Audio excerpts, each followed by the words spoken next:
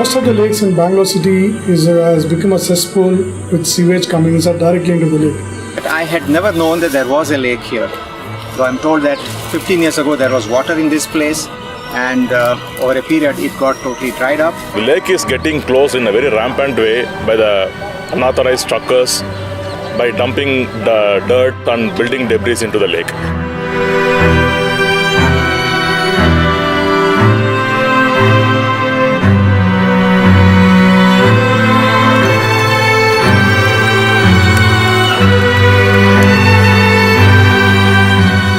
What is the problem, if you ask me, with lakes today? People are the problem. Then people say sewage is entering the lake, but whose sewage is it? It's the people's sewage. We are actually sitting on a water time bomb for the city. We have to do something about it, and it is very, very urgent if the city has to survive in the long run.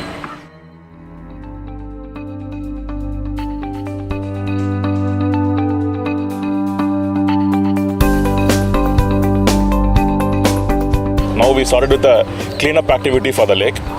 Then planning on next course of actions, clean up, painting the lake, fences and all those stuff. We have also did a walkathon in this area, including all the people in this area. Around 500 people and plus came and participated in this walkathon. The sewage that came out from residential areas was connected into these Rajakaluways, which carried them into the lakes. As a result, over a period of time, the remaining lakes also got completely destroyed.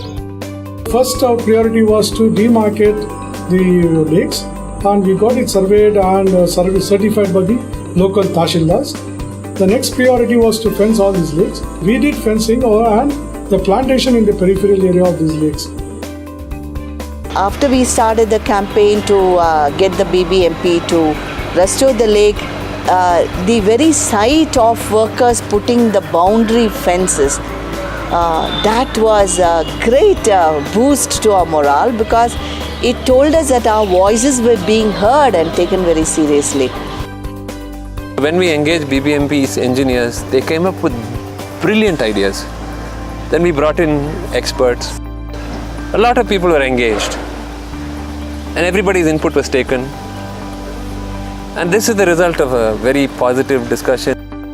The plan was to see that no sewage comes inside the lake. So we made a diversion plan where we laid pipes and all the sewage was diverted.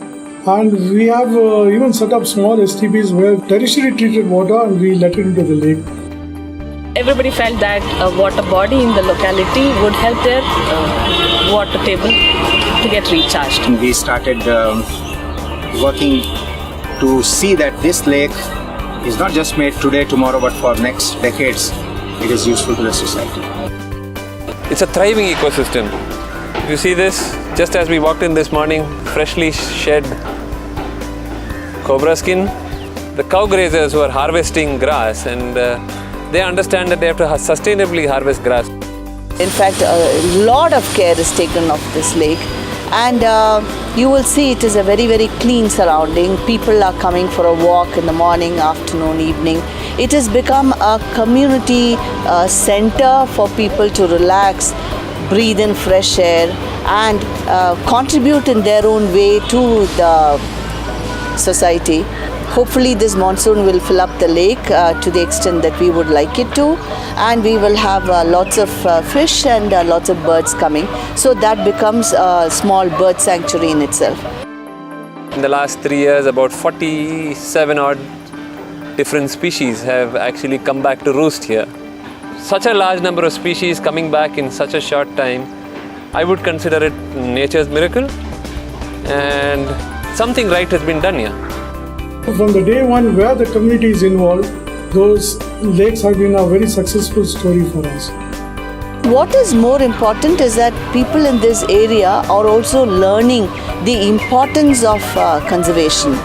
They are learning that there is a natural treasure just outside their doorstep, and it is in their hands to be able to preserve it.